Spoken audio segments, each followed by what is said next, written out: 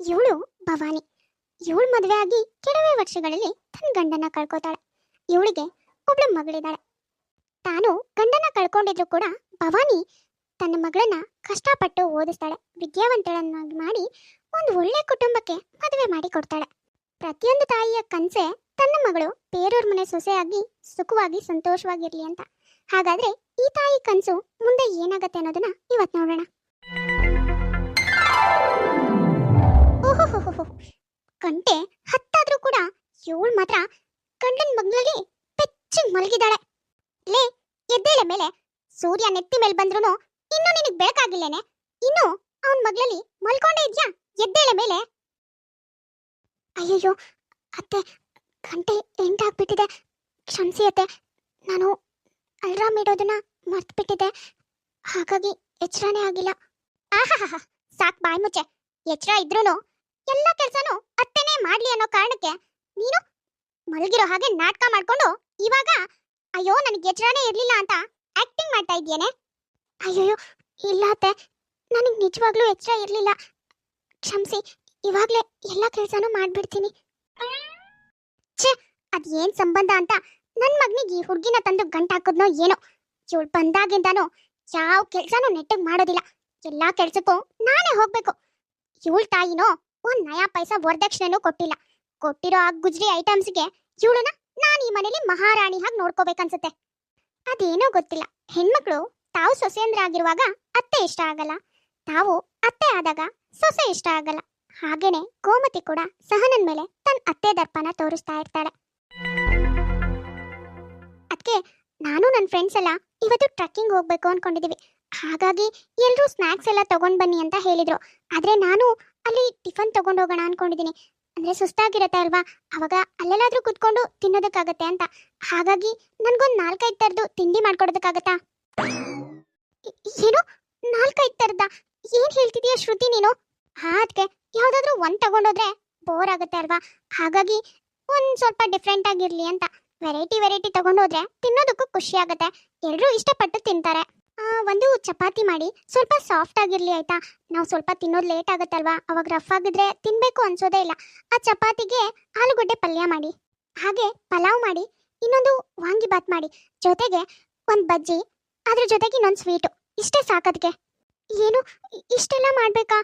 ಅಲ್ಲ, ಅಯ್ಯೋ ಇದೇನದ್ಕೆ, ನಾನು ಹೇಳಿರೋದೇ 5 ಐಟಮು. ಅದನ್ನ ಮಾಡ್ಕೊಡೋದಕ್ಕೂ ಬಾಯಿ ಕಣ್ಣು ಎಲ್ಲ ದೊಡ್ಡದ್ ಮಾಡ್ಕೊಂಡು ಕೇಳ್ತಾ ಇದ್ದೀರಾ? ಯಾಕೆ ನಿಮ್ ಕೈಯಲ್ಲಿ ಆಗಲ್ವಾ? ಅಯ್ಯಯ್ಯೋ ಅದು ಹಾಗಲ್ಲಮ್ಮ ಶ್ರುತಿ, ಇಷ್ಟೆಲ್ಲ ಮಾಡಬೇಕು ಅಂದರೆ ತುಂಬ ಹೊತ್ತಾಗತ್ತೆ, ನಾನು ಒಬ್ಳಿಂದ ಆಗಲ್ಲ. ಹಾಗಾಗಿ ನೀನು ಹೋಟೆಲಲ್ಲಿ ಆರ್ಡರ್ ಮಾಡಿದ್ರೆ. ಏನು ಏನು ಏನು ಏನೇ ಮಾತಾಡ್ತಿದ್ಯಾ? ಹೋಟೆಲಿಂದ ನನ್ನ ಮಗಳು ತಿಂಡಿ ತರಿಸ್ಕೋಬೇಕಾ? ಹೋಟೆಲ್ ಏನು ನಿನ್ನಪ್ಪಂದೇನೆ? ಹೋಟೆಲಲ್ಲಿ ತಿಂಡಿ ಕೇಳೋದ್ ಕೂಡ್ಲೇನೆ ಫ್ರೀಯಾಗಿ ಕೊಡ್ತಾರಾ? 5 ಥರ ತಿಂಡಿ ತರಿಸ್ಬೇಕು ಅಂದರೆ 5,000 ಕೊಡ್ಬೇಕು ಕಣೆ.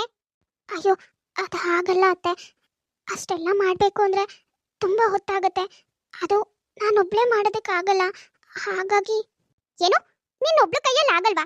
ಅಂದ್ರೆ ನಿನ್ ಮಾತಿನ ಅರ್ಥ ಏನೇ? ನಾನು ನನ್ನ ಮಗಳು ನಿನ್ ಕೆಲ್ಸಕ್ಕೆ ಸಹಾಯ ಮಾಡಲ್ಲ ಅಂತ ಇಂಡೈರೆಕ್ಟ್ ಆಗಿ ಹೇಳ್ತಾ ಇದ್ದೀಯೇನೆ? ಅಯ್ಯಯ್ಯೋ ಅದ್ ಹಾಗಲ್ಲ ಅತ್ತೆ. ಇನ್ನೇನೆ ನಿನ್ ಮಾತಿನ ಅರ್ಥ? ಈ ಮನೆಗೆ ಸೊಸೆಯಾಗಿ ಬಂದಿದ್ಯಾ ಅಂದ್ರೆ ಎಲ್ಲಾ ಜವಾಬ್ದಾರಿನೂ ತಗೋಬೇಕು ಅಂತ ನಿನ್ ತಾಯಿ ಹೇಳ್ಕೊಟ್ಟಿಲ್ವೇನೆ? ಇನ್ನೇನೆ ಹೇಳ್ಕೊಟ್ಟಿದ್ದಾಳೆ, ಒಂದ್ ಕೆಲ್ಸನೂ ನೆಟ್ಟಗ್ ಮಾಡೋದಕ್ ಬರಲ್ಲ ನಿನ್ಗೆ. ಯಾವಾಗ ನೋಡಿದ್ರು ಏನಾದ್ರೂ ಒಂದ್ ಎದುರುದ್ರ ಕೊಡ್ತಾನೆ ಇರ್ತೀಯ. ಏನ್ ಹೇಳ್ಕೊಟ್ಟಿದ್ದಾಳೋ ಬಿಟ್ಟಿದ್ದಾಳೋ ನಿನ್ ತಾಯಿ, ಎದುರುದ್ರ ಕೊಡೋದ್ ಮಾತ್ರ ಚೆನ್ನಾಗಿ ಹೇಳ್ಕೊಟ್ಟಿದ್ದಾಳೆ. ಅದಕ್ಕೆ ದೊಡ್ಡೋರು ಚಿಕ್ಕೋರು ಅನ್ನೋದ್ ನೋಡ್ದೇನೆ ಬಾಯಿಗೆ ಬಂದಂಗೆ ಮಾತಾಡ್ತೀಯಲ್ಲೇ. ನನ್ ಮಗನಿಗೆ ಎಂತ ಒಳ್ಳೆ ಸಂಬಂಧ ಬಂದಿತ್ತು, ಆದ್ರೆ ನಾನು ಏನು ಹುಡುಗಿ ಬಡವರ ಮನೆಯವಳು, ನಮ್ಮ ಮನೇಲಿ ನಾವು ಹೇಳ್ದಾಗ ಕೇಳ್ಕೊಂಡು ಬಿದ್ದಿರ್ತಾಳೆ ಅಂತ ನಿನ್ನನ್ನ ಮದ್ವೆ ಮಾಡ್ಕೊಂಡು ಕರ್ಕೊಂಡ್ ಬಂದ್ರೆ ನಿನ್ ತಾಯಿನೋ ಒಂದ್ ನಯಾ ಪೈಸನೂ ವರದಕ್ಷಿಣೆ ಅಂತ ಕೊಟ್ಟಿಲ್ಲ. ಸರಿ ಹೋಗ್ಲಿ ಬಿಡು ಅಂತ ನಾನ್ ಸುಮ್ನೆ ಇದ್ರೆ ಬಾಯಿಗೆ ಬಂದಂಗ್ ಮಾತಾಡ್ತೀಯ. ನೋಡು, ಈ ಮನೇಲಿ ನಾನೇನ್ ಹೇಳ್ತೀನೋ ಅದೇ ನಡಿಬೇಕು. ನನ್ ಮಗಳು ಇಷ್ಟಪಟ್ಟಿರೋದನ್ನ ನೀನ್ ಮಾಡ್ಕೊಡ್ಬೇಕು. ಅದು ಬಿಟ್ಟು ನನಗಾಗಲ್ಲ ಅದು ಇದು ಅಂತ ವಾದ ಮಾಡೋದಕ್ ಬಂದ್ರೆ ಆಮೇಲೆ ಪರಿಣಾಮ ಚೆನ್ನಾಗಿರೋದಿಲ್ಲ. ಪೂರ್ತಿ ಮನೆ ಕೆಲಸನ ಸಹನ ಒಬ್ಳಿಗೆ ಮಾಡೋದಕ್ಕೆ ತುಂಬಾನೇ ಕಷ್ಟ ಆಗ್ತಿರತ್ತೆ. ಆದ್ರೂ ಕೂಡ ಮನೆಯವ್ರು ಯಾರು ಸಹಾಯ ಮಾಡೋದೇ ಇಲ್ಲ. ಅನಿವಾರ್ಯವಾಗಿ ಸಹನ ಎಲ್ಲ ಕೆಲಸನೂ ಮಾಡ್ಕೊಂಡು ಹೋಗ್ತಾ ಇರ್ತಾಳೆ. ಸಹನ ಮನೆ ಪೂರ್ತಿ ಕೆಲಸ ಮಾಡಿ ತುಂಬಾನೇ ಸುಸ್ತಾಗಿರ್ತಾಳೆ. ಸ್ವಲ್ಪ ಹೊತ್ತು ರೆಸ್ಟ್ ಮಾಡೋಣ ಅಂತ ಟಿವಿ ನೋಡೋದಕ್ಕೋಸ್ಕರ ಟಿವಿ ಮುಂದೆ ಕೂರ್ತಾಳೆ. ಮೊದಲೇ ಕೆಲಸ ಮಾಡಿ ತುಂಬಾ ಸುಸ್ತಾಗಿರೋದ್ರಿಂದ ಸಹನ ತನಗೆ ಗೊತ್ತಿಲ್ಲದೆ ಅಲ್ಲೇ ನಿದ್ದೆಗೆ ಜಾರ್ತಾಳೆ. ಛೇ, ನಮ್ಮ ಮನೆ ಹೆಂಗಸರಿಗೆ ಹೊತ್ತು ಗೊತ್ತು ಅನ್ನೋದೇ ಇಲ್ಲ ಅನ್ಸುತ್ತೆ. ದರಿದ್ರದವು ಎಷ್ಟೊತ್ತಿಗೆ ಬೇಕಾದ್ರೂ ಅಷ್ಟೊತ್ತಿಗೆ ಮಲ್ಗಿ ನಮ್ಮ ಮನೆಗೆಲ್ಲ ದರಿದ್ರ ಹಿಡಿಸ್ತಿದ್ದಾರೆ. ಲೇ ಗೋಮತಿ, ಗೋಮತಿ, ಎಲ್ಲೇ ಇದೆಯಾ? ಬಾರೆ ಇಲ್ಲಿ. ಅರೆ ಯಾಕ್ರಿ, ಏನಾಯ್ತ್ರಿ? ಯಾಕೆ ಇಷ್ಟು ಜೋರಾಗಿ ಕೂಗ್ತಾ ಇದ್ದೀರಾ? ಇನ್ನೇನೆ ಮತ್ತೆ ಗೋಮತಿ, ನಿನ್ ಸೊಸೆಗೆ ಹೊತ್ತು ಗೊತ್ತು ಅನ್ನೋದು ಯಾವುದೂ ಇಲ್ಲ ಅನ್ಸುತ್ತೆ. ಈ ಮಠ ಮಠ ಮಧ್ಯಾಹ್ನದಲ್ಲಿ ಹೇಗ್ ನಿದ್ದೆ ಮಾಡ್ತಿದ್ದಾಳೆ ನೋಡು. ಯಾರಾದ್ರೂ ಹೋಗೋ ಬರೋರು ನಮ್ಮ ಮನೆಗ್ ಬಂದ್ರೆ ಇದನ್ನ ನೋಡಿ ಏನ್ ಅಂದ್ಕೊಳ್ಳಲ್ಲ. ಲೇ ಸಹನಾ, ಸಹನಾ, ಎದ್ದೇಳೆ ಮೇಲೆ. ಲೇ ಲೇ ಲೇ ಲೇ, ಏನೇ ಆಗಿದೆ ನಿನ್ಗೆ? ಮನೆಗೆ ಸೊಸೆ ಬಂದ್ರೆ ಮಹಾಲಕ್ಷ್ಮಿ ಅಂತಾರೆ, ಆದ್ರೆ ನಮ್ಮನೆಗೆ ನಿನ್ ತಾಯಿ ದರಿದ್ರ ಲಕ್ಷ್ಮಿನ ಕಳ್ಸ್ಕೊಟ್ಟಿದ್ದಾಳೆ ಕಣೆ. ಲೇ ಮೂದೇವಿ, ಏನೇ ಆಗಿದೆ ನಿನ್ಗೆ? ಮಠ ಮಠ ಮಧ್ಯಾಹ್ನದಲ್ಲಿ ಹೀಗ್ ನಿದ್ದೆ ಮಾಡ್ತಿದ್ಯಲ್ಲ, ಮನೆಗ್ ಶೋಭೆಯೇನೆ ಇದು? ಮನೆಗ್ ಒಳ್ಳೇದಾಗಲ್ಲ ಕಣೆ. ಮನೇಲಿ ನಿಮ್ಗೆಲ್ಲರಿಗೂ ಕೆಲಸ ಕಡಿಮೆ ಆಗಿದೆ ಅನ್ಸುತ್ತೆ, ಅದಕ್ಕೆ ಹೊತ್ತಿಲ್ದಿರೋ ಹೊತ್ತಲ್ಲಿ ನಿದ್ದೆ ಮಾಡ್ತಿದ್ದೀರಾ. ಅದು ನಿಜಾನೇ, ಮನೆ ಒಂದ್ ಕೆಲ್ಸನೂ ನೆಟ್ಟಗ್ ಮಾಡೋದಕ್ ಬರಲ್ಲ, ಯಾವ ಕೆಲ್ಸನೂ ಮಾಡೋದು ಇಲ್ಲ. ನಿದ್ದೆ ಮಾತ್ರ ಚೆನ್ನಾಗ್ ಮಾಡ್ತಾಳೆ. ಇವ್ ತಾಯಿ ಬೇಕಾಗಿರೋದನ್ನ ಯಾವ್ದನ್ನು ಹೇಳ್ಕೊಟ್ಟಿಲ್ಲ ಅನ್ಸುತ್ತೆ. ಬೇಡದೆ ಇರೋದನ್ನೆಲ್ಲ ಹೇಳ್ಕೊಟ್ಟು ಇವಳನ್ನ ತಗೊಂಡ್ ಬಂದು ನಮ್ಮನೆಗ್ ಗಂಟ್ ಹಾಕಿದ್ದಾರೆ ದರಿದ್ರದವ್ರು. ಏನೋ ಒಂದ್ ಚಿಕ್ಕ ಪುಟ್ಟ ಕೆಲಸ ಮಾಡ್ಕೊಳ್ಳೋದು, ನಿದ್ದೆ ಮಾಡೋದು, ಇದೇ ಆಗೋಯ್ತು. ನೋಡು, ಇಲ್ಲಿ ರಾಶಿ ಬಟ್ಟೆ ಇದಾವೆ, ವಾಷಿಂಗ್ ಮಿಷನ್ ಬೇರೆ ಹಾಳಾಗಿದೆ. ಮೊದ್ಲು ಹೋಗಿ ಆ ಬಟ್ಟೆನೆಲ್ಲ ತೊಳೆದಾಕು, ಒಣಗ್ಸು. ಸರಿ ಅತ್ತೆ. ಅತ್ತೆ ಮಾವನ್ ಮಾತಿಗೆ ಏನೂ ವಿರೋಧ ಮಾಡೋದಕ್ಕಾಗ್ತಾನೆ ಸಹನಾ ಅಲ್ಲಿಂದ ಹೊರಡ್ತಾಳೆ. ಮಗಳೇ ಸಹನಾ, ಹೇಗಿದ್ಯಮ್ಮ? ನಿನ್ ಗಂಡನ ಮನೇಲಿ ಅತ್ತೆ ಮಾವ ಎಲ್ರೂ ನಿನ್ನ ಚೆನ್ನಾಗಿ ನೋಡ್ಕೊಳ್ತಿದಾರ? ನಿನ್ ಗಂಡ ನಿನ್ ಜೊತೆ ಚೆನ್ನಾಗಿದ್ದಾನ? ಹಾ ಅಮ್ಮ, ನನ್ನನ್ನ ಎಲ್ರೂ ತುಂಬಾ ಚೆನ್ನಾಗಿ ನೋಡ್ಕೊಳ್ತಾ ಇದ್ದಾರೆ. ನೀನ್ ನನ್ನ ಬಗ್ಗೆ ಚಿಂತೆ ಮಾಡಬೇಡ. ನಿನ್ನ ಆರೋಗ್ಯ ಹೇಗಿದೆ? ನೀನ್ ಹೇಗಿದೀಯಾ ಹೇಳು. ಅಯ್ಯೋ ಮಗಳೇ, ನನಗೇನಾಗಿದೆ? ಕುಂಡ್ಕಲ್ಲಿದ್ದಾಗಿದ್ದೀನಿ ನೋಡು. ನೀನ್ ಒಟ್ನಲ್ಲಿ ಗಂಡನ ಮನೇಲಿ ಸುಖವಾಗಿದ್ರೆ ನನ್ಗದೇ ನೆಮ್ಮದಿ ಕಣಮ್ಮ. ನಿನಗೆ ಏನೇ ಬೇಕಾದರೂ ನನ್ನ ಹತ್ರ ಕೇಳು ಆಯ್ತಾ?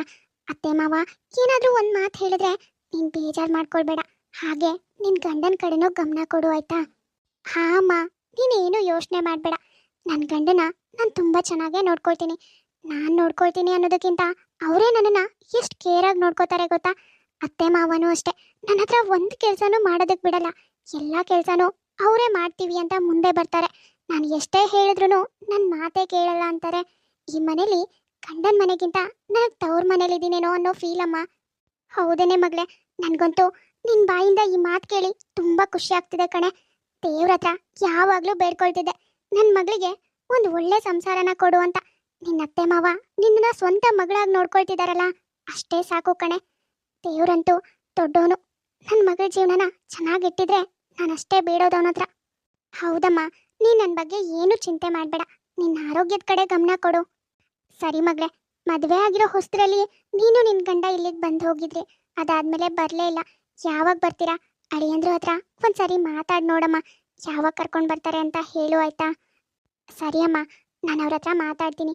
ಆಯಿತು, ಇವಾಗಲೇ ಟೈಮ್ ಆಗಿದೆ, ನೀನು ಮಲ್ಕೋ. ನಿದ್ದೆ ಎಲ್ಲ ಬಿಡೋದಕ್ಕೆ ಹೋಗಬೇಡ. ನಿನ್ನ ಆರೋಗ್ಯದ ಕಡೆ ಗಮನ ಕೊಡು ಆಯ್ತಾ? ಸರಿ ಮಗಳೇ, ನಾನು ಫೋನ್ ಇಡ್ತೀನಿ, ನೀನು ಹುಷಾರು. ಅಮ್ಮ, ನನ್ನ ದಯವಿಟ್ಟು ಕ್ಷಮಿಸ್ಬಿಡಮ್ಮ. ಇಲ್ಲಿ ನೀನು ಅಂದ್ಕೊಂಡಿರೋ ಹಾಗೆ ನಾನು ಸುಖವಾಗಿಲ್ಲ. ಯಾರೂ ನನ್ನ ಅರ್ಥನೂ ಮಾಡ್ಕೊಳ್ತಿಲ್ಲ, ಚೆನ್ನಾಗೂ ನೋಡ್ಕೊಳ್ತಿಲ್ಲ. ನಿನ್ನನ್ನು ಬೆಳೆಸ್ಬೇಕಾದ್ರೆ ಎಷ್ಟು ಕಷ್ಟಪಟ್ಟಿದ್ಯಾ, ನನಗೋಸ್ಕರ ಎಷ್ಟೆಲ್ಲ ತ್ಯಾಗ ಮಾಡಿದ್ಯಾ ಅನ್ನೋದು ನನಗೆ ತುಂಬ ಚೆನ್ನಾಗಿ ಗೊತ್ತು. ಈ ಮದುವೆ ಮಾಡ್ಕೊಡೋದಕ್ಕೆ ನೀನು ಎಷ್ಟೆಲ್ಲ ಕಷ್ಟಪಟ್ಟಿದ್ಯಾ. ನಾನಿವಾಗ ಇವ್ರನ್ನ ಚೆನ್ನಾಗಿ ನೋಡ್ಕೊಳ್ತಿಲ್ಲ ಅಂತ ಮದುವೆ ಬೇಡ, ಗಂಡ ಬೇಡ ಅಂತ ಈ ಮನೆ ಬಿಟ್ಟು ನಿನ್ನ ಮನೆಗೆ ಬಂದರೆ ನೀನು ಇಷ್ಟು ದಿನ ಕಷ್ಟಪಟ್ಟಿರೋದೆಲ್ಲ ವ್ಯರ್ಥ ಆಗ್ಬಿಡುತ್ತೆ. ಜೊತೆಗೆ ನಿನಗೂ ನಾನಿಲ್ಲಿ ಕಷ್ಟದಲ್ಲಿದ್ದೀನಿ ಅನ್ನೋದನ್ನು ಕೇಳಿಸ್ಕೊಂಡ್ರೆ ತುಂಬ ಸಂಕಟ ಪಡ್ತೀಯ.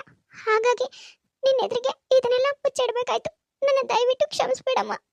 ಅತಿ ಹೆಚ್ಚು ಹೆಣ್ಮಕ್ಳು ಹೀಗೆ, ತಾವು ಪಡೋ ಕಷ್ಟ ತನ್ನ ತವ್ರ ಮನೆಗೆ ಗೊತ್ತಾದ್ರೆ ಅವರಲ್ಲಿ ಸಂಕಟ ಪಡ್ಕೊಳ್ತಾರೋ ಅಂತ ಗಂಡನ ಮನೇಲಿ ಅದು ಎಷ್ಟೇ ಕಷ್ಟ ಇದ್ರೂ ತವ್ರ ಮನೆಗೆ ತೋರಿಸ್ಕೊಳ್ದೇನೆ ಬದುಕ್ತಾ ಇರ್ತಾರೆ. ಅರೆ ಸಹನಾ, ಇದೇನಾಯ್ತೆ? ಯಾಕೆ ಅಳ್ತಾ ಇದೆಯಾ?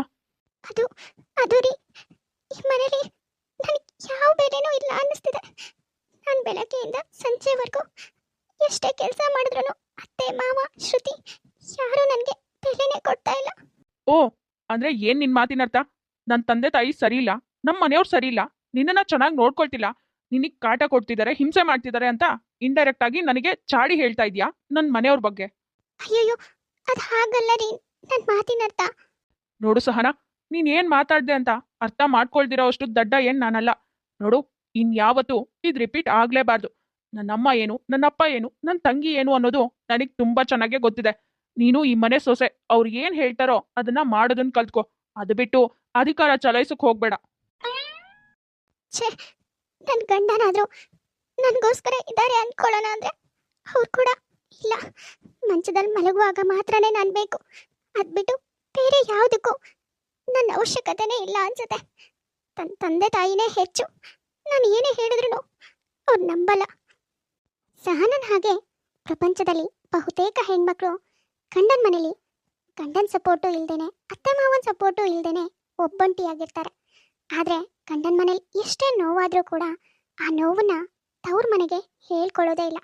ಕಾರಣ ಇಷ್ಟೇ, ತನ್ನ ನೋವಿಂದ ತವ್ರ ಮನೆಯವರು ಇನ್ನೂ ನೋವು ಪಡೋದು ಬೇಡ ಅಂತ.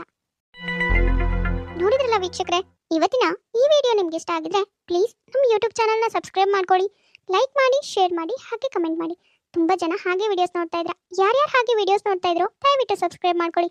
ಹಾಗೆ ಪಕ್ಕದಲ್ಲೇ ಇರೋ ಬೆಲ್ ಐಕಾನ್ನ ಕ್ಲಿಕ್ ಮಾಡಿ ಆಲ್ ಅನ್ನೋದನ್ನ ಸೆಲೆಕ್ಟ್ ಮಾಡಿ. ನೆಕ್ಸ್ಟ್ ಯಾವುದೇ ವಿಡಿಯೋ ಹಾಕಿದ್ರು ನೋಟಿಫಿಕೇಶನ್ ಬರುತ್ತೆ. ನೋಟಿಫಿಕೇಶನ್ ಮೂಲಕ ನೀವು ವಿಡಿಯೋನ ನೋಡ್ಬೋದು. ಸರಿ, ಹಾಗಾದ್ರೆ ನಾವಿನ್ನ ಹೊರಡ್ತೀವಿ. ನೆಕ್ಸ್ಟ್ ವಿಡಿಯೋದಲ್ಲಿ ಮತ್ತೆ ಸಿಗ್ತೀವಿ.